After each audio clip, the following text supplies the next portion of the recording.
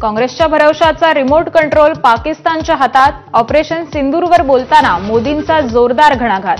काँग्रेसच्या संशयामुळे भारतीय सैन्याच्या मनोबलावर परिणाम झाल्याची टीका.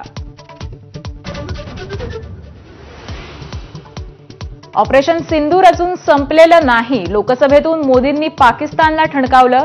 अणुहल्ल्याची धमकी देणाऱ्यांचा भारतानं बुरखा फाडल्याचं वक्तव्य.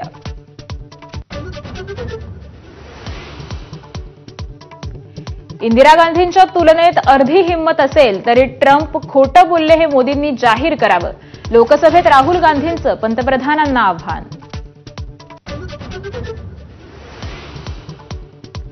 पहलगाम हल्ल्याचा बदला घेण्यासाठी सुरू केलेल्या ऑपरेशन महादेवची अमित शहांनी सांगितली इनसाइड स्टोरी. पहलगाम हल्ल्यातील 3 दहशतवाद्यांचा खात्मा केल्यावर शिक्कामोर्तब.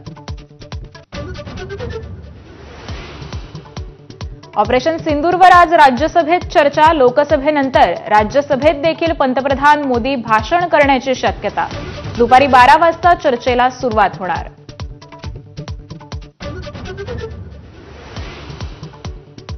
ऑनलाईन रमी आणि वादग्रस्त वक्तव्यामुळे अडचणीत आलेल्या कोकाटेंची खुर्ची शाबूत राहिल्याची माहिती. अजितदादांनी टोचले कोकाटेंचे कान, तर भविष्यात वक्तव्य करणार नसल्याचा कोकाटेंचा शब्द.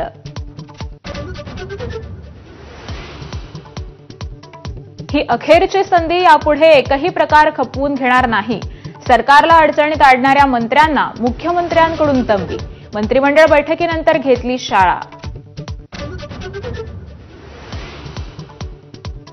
वसई विरार महापालिकेचे माजी आयुक्त अनिल कुमार पवार यांच्या घरावर ईडीची छापेमारी. तब्बल 18 तास चौकशी. काही साहित्य आणि डाटा जप्त. सटाण्यातील मालमत्तेवर देखील ईडीची कारवाई.